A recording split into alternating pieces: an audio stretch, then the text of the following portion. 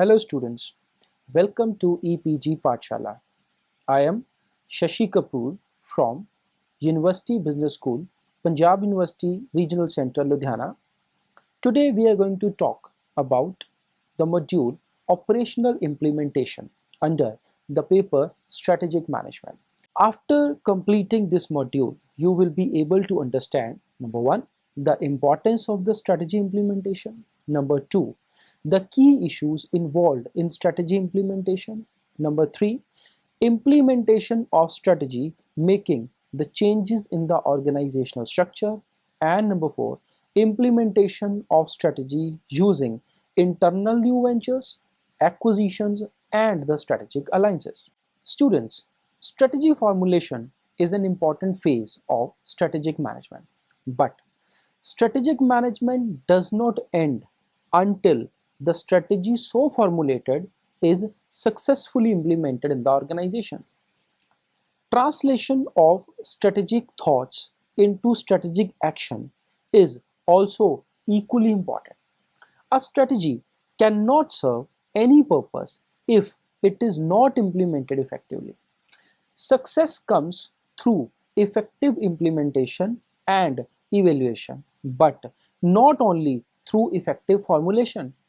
A strategy not precisely planned but implemented well may achieve more than a perfect strategy which is never implemented. Most of the organizations invest a lot of time, money, and efforts for formulating the strategy only, considering that implementation is the secondary. But strategy formulation is an intellectual process and it requires coordination among only a few individuals, whereas implementation is an operational process and it involves coordination among large number of peoples. It also needs a special motivation and the leadership skills. The concept and techniques to be used for deciding strategies in large or small organizations may be the same, but implementing those strategies is going to be altogether different depending upon the size of the organization. Implementing strategy may require different types of actions to be taken by an organization, which may generally includes adding new departments, hiring new employees, changing pricing policies, changing sales territories, transferring employees from one division to the other, developing cost control mechanism, changing the product lines, building new facilities, and there can be many more. Undertaking these types of activities cannot be the same for different types and the size of organizations. Therefore, effective implementation of strategy is very much essential to take the company from its present position to the desired future state. Management issues central to strategy implementation. Strategy implementation affects all the functionals and divisional areas of a business entity from top to bottom. Following are the some issues which need to be addressed for successful implementation of strategy. These issues are involvement of the strategists in the strategy implementation, annual objectives, policies, resource allocations, managing conflicts, and having supportive culture in the organization. Let us discuss about all these issues one by one. Involvement of divisional and functional managers in strategy formulation. During the implementation phase, there is always a shift of responsibility from strategists to divisional or functional managers who are to play key role in implementing the strategy. Obstacles at this stage may arise if strategic decisions come to surprise of divisional and functional managers as they have not been involved in the strategy formulation activities. Managers and employees throughout the organization need to be involved in implementation, and the role in the implementation should build upon their prior role during the formulation stage. Establishing annual objectives is another key issue for implementing the strategy. Setting the annual objectives is important as the established organizational, divisional, and departmental priorities. Objectives can be used as basis for deciding the resource allocation as well. Considerable time and efforts should be devoted to ensure that the annual objectives are well conceived, consistent with the long-term objectives, and are supportive to strategies be implemented.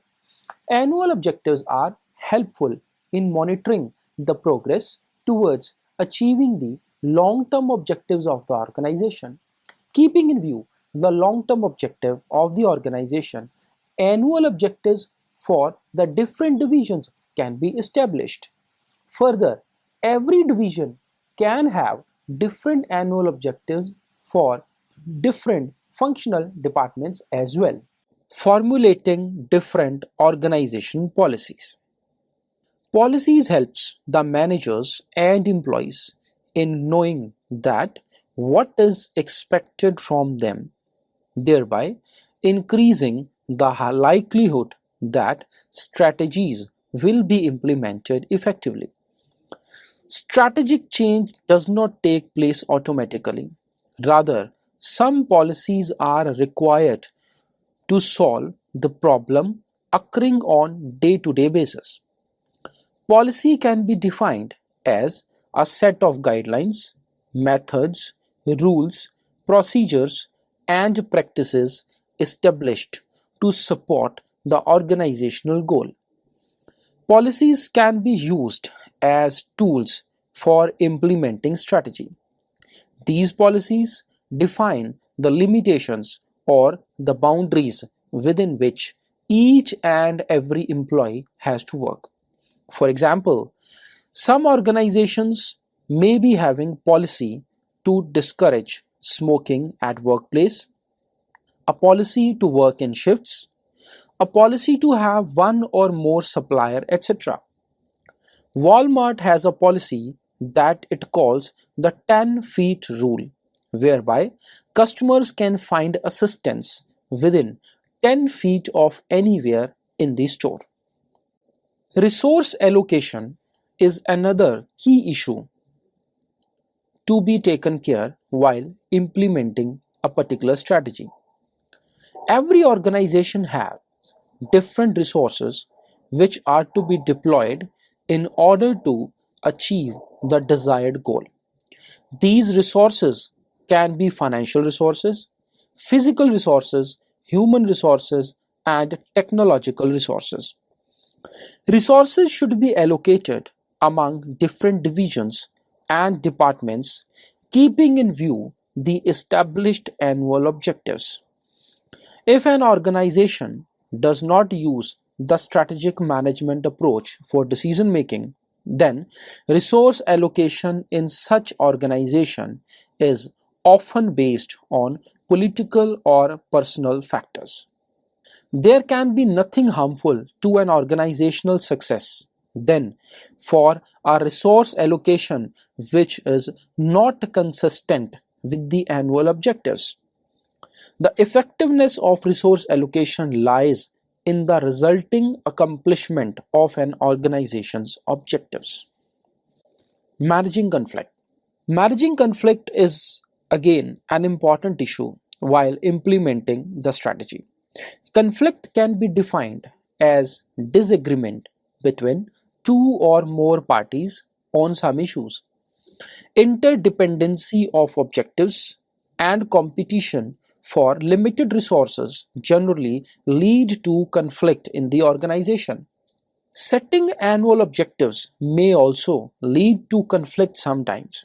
For example, A collection manager's objective of reducing bad debts by 50% may lead to a conflict with objectives of a sales manager to increase sales by 20%. Having conflict is very much natural in the organization. So, it becomes very important that how conflict is handled. Generally, there are three approaches to handle the conflict: avoidance, diffusion, and confrontation. Avoidance of conflict refers to ignoring the conflict, assuming that it will be resolved automatically. Diffusion refers to playing down differences between parties by compromising so that neither is a winner or a loser, or resorting to majority rule or referring to higher authorities, etc. Whereas confrontation refers to exchanging the positions of parties to conflict so that they can understand the point of view of other party, or arranging a meeting wherein both the parties can explain their side to find the solution for a conflict. Creating a strategy supportive culture. Culture prevailing in an organization must be supportive to the strategic change. The aspects of existing culture, those are incompatible to the strategies being implemented, should be identified and changed accordingly. Generally, the strategies are market driven and formulated keeping in mind the competitive forces.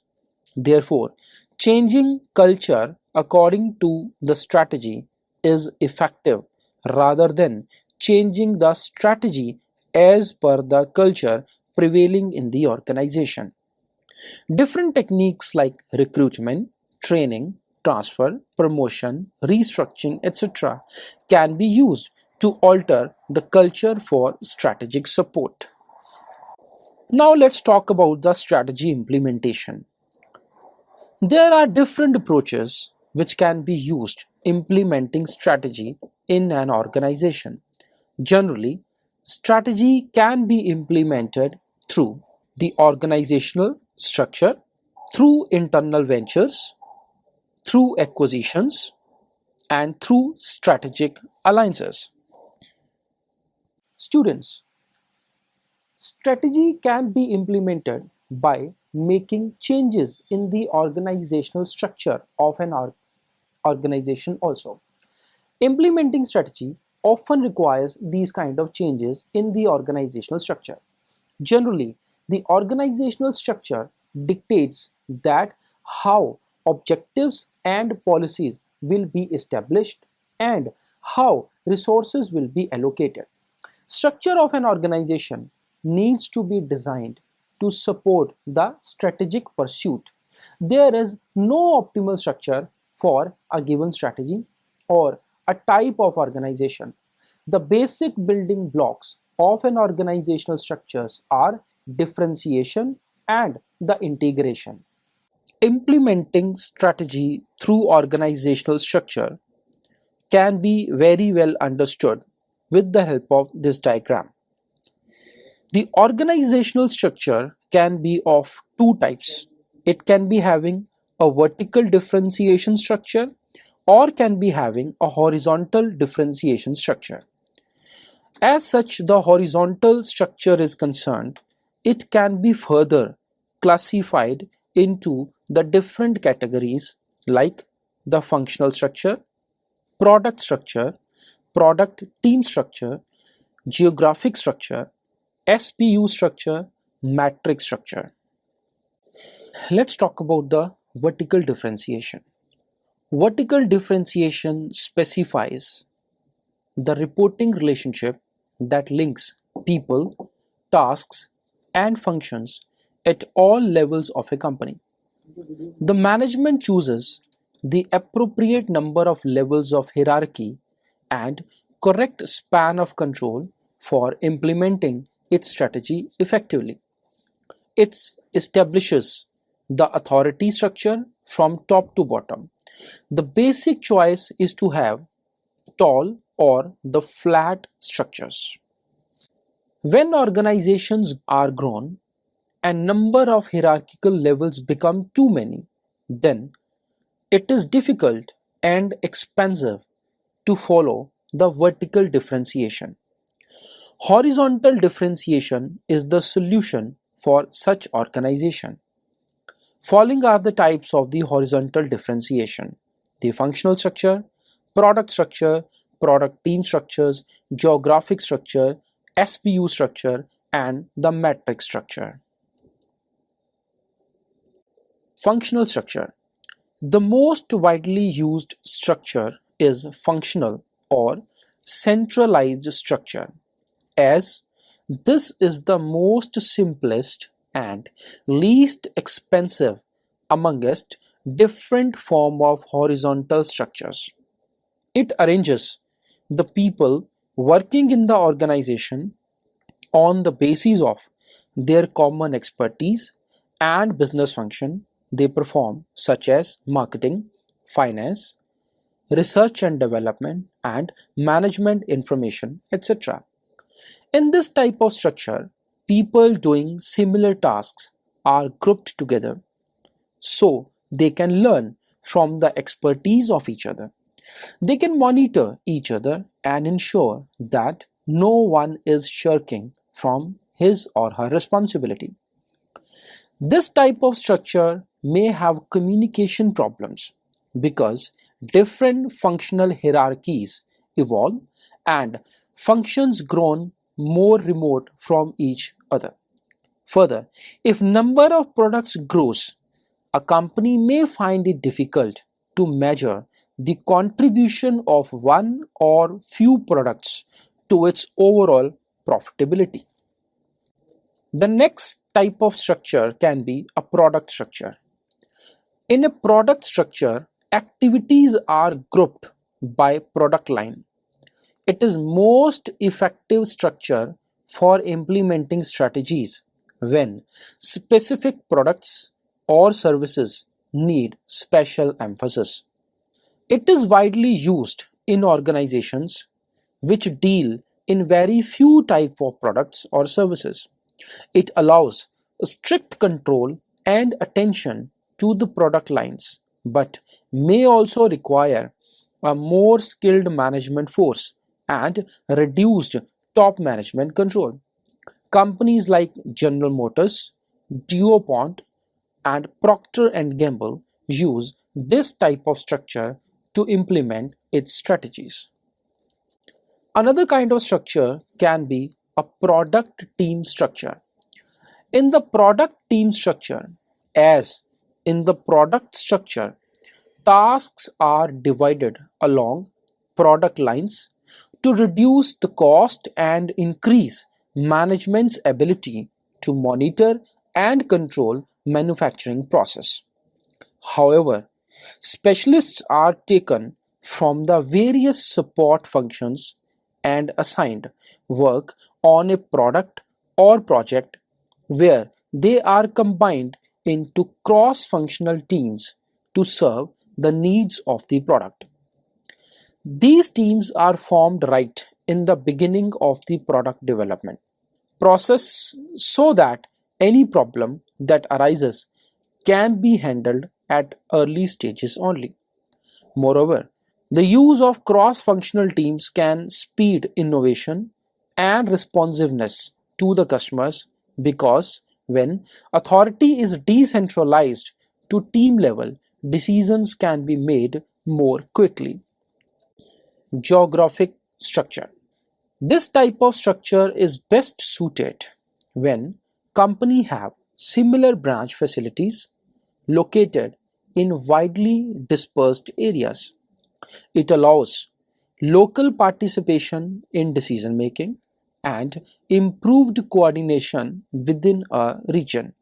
For example, a company may divide its manufacturing operations and establish manufacturing plants in different regions of the country in order to be more responsive to the needs of the customers of that particular region and to reduce the transportation cost.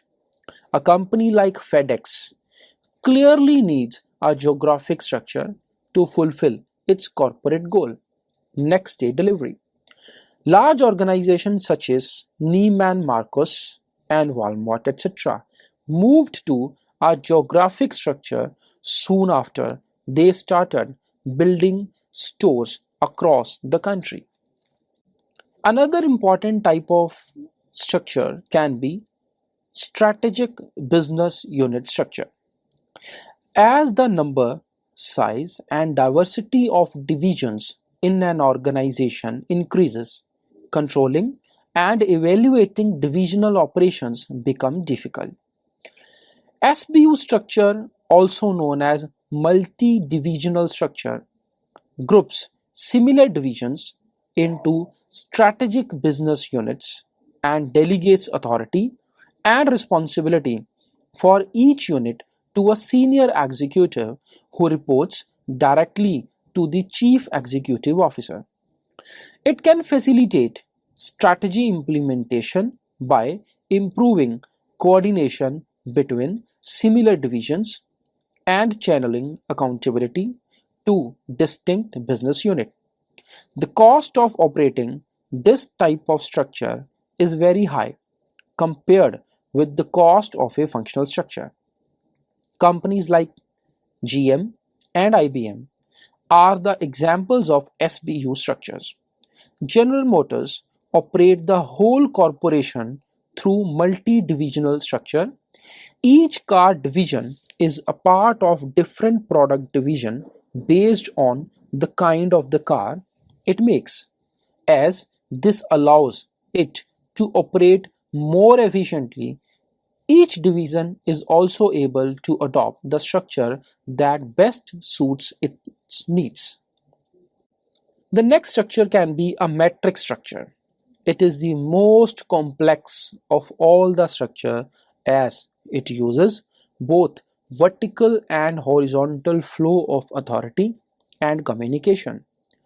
In metric structure, functional managers work with project managers in temporary teams to develop new products. Once the project is completed, they move to new teams where they can apply their skills to develop string of new products. Day-to-day operations of a division are responsibility of divisional management, which holds the operational responsibility. The corporate headquarters staff, which includes board of directors as well as top executives, is responsible for overseeing the long-term plans and providing guidance for interdivisional projects. This staff holds strategic responsibility. Such a combination of self-contained divisions with a centralized corporate management represents a high level of both vertical and horizontal differentiation. These two innovations provide the additional control required to handle growth and diversification. It has advantage of enhanced corporate financial and strategic control. It helps in creating a stronger pursuit of internal efficiency despite of its high cost. Metric structure is adopted by more than 90% of all large US corporations. Implementing strategy through internal new ventures. Internal new ventures can be used to implement corporate level strategy when a company is having some specific resource and capabilities in its existing businesses that can be used to enter and compete in a new business. For example, HP started with dealing in test and measurement equipments, and later it entered in the computer and printer business through internal venture strategies. Similarly, Microsoft also started with software business but later on taking the advantage of its software skills. It entered in the Xbox video gaming also.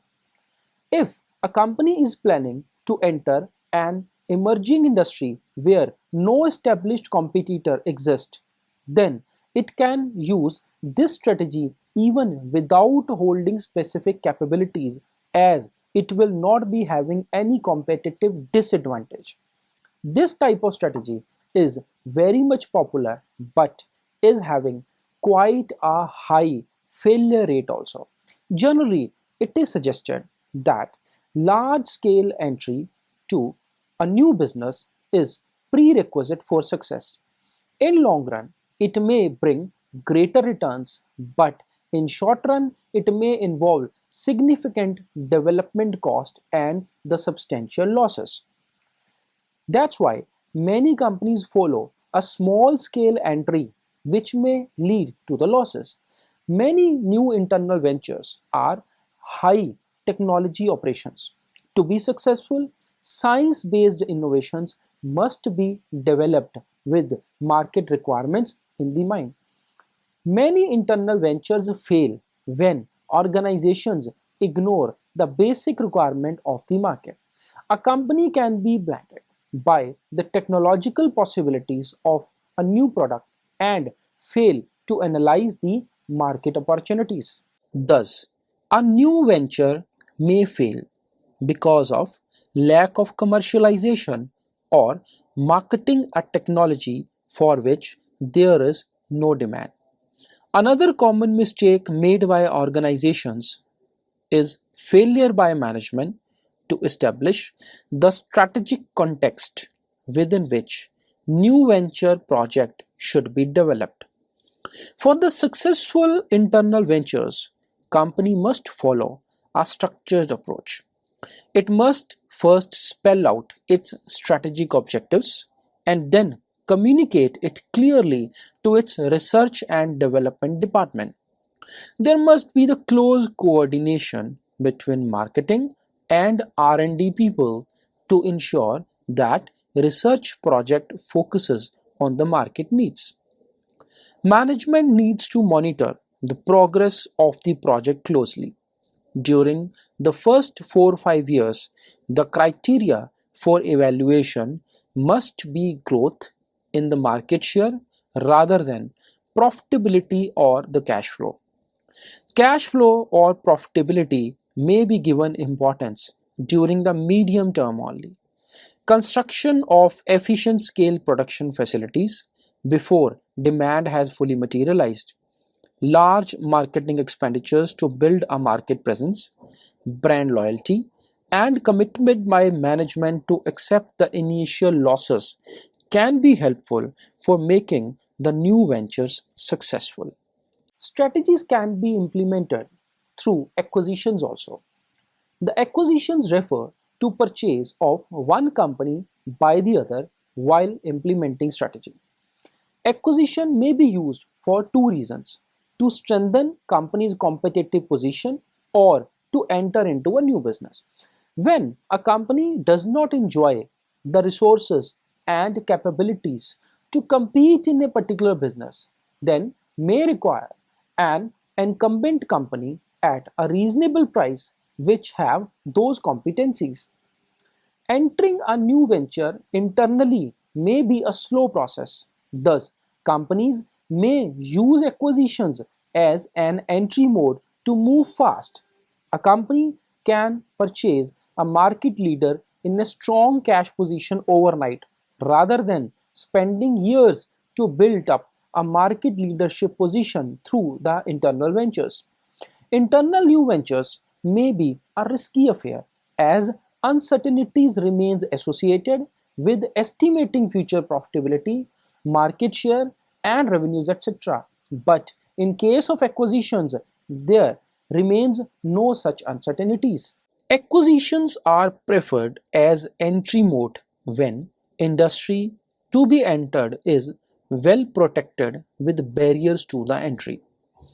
By acquiring an established organization, a company can avoid such entry barrier, but acquisitions may work in situation where incumbent company can be acquired at a cost less than the cost to enter the same industry through new venture.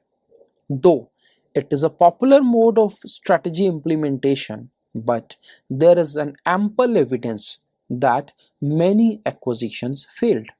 For example, a study by Mercer Management Consulting of 150 acquisitions worth more than $500 million concluded that 50% of these acquisitions ended up reducing shareholder value, often substantially, and another 33% generated only marginal returns.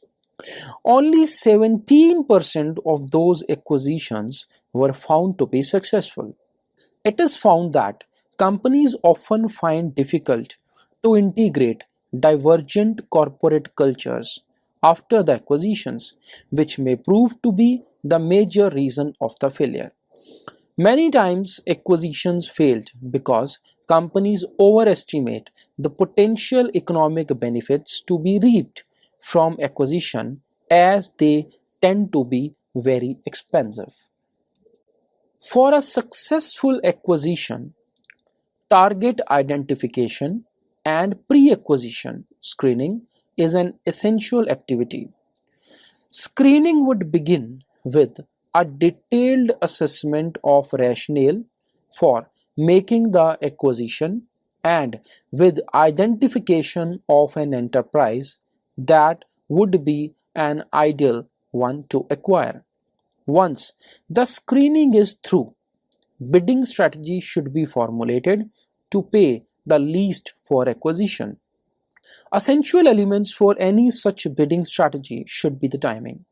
For example, Hanson PLC, one of the most successful companies specializing in growth through acquisition, always looked for a business which is suffering from short-term problems due to cyclical industry factors or from problems localized in one division. Such companies are typically undervalued by the stock market and can be acquired at a reasonable payment.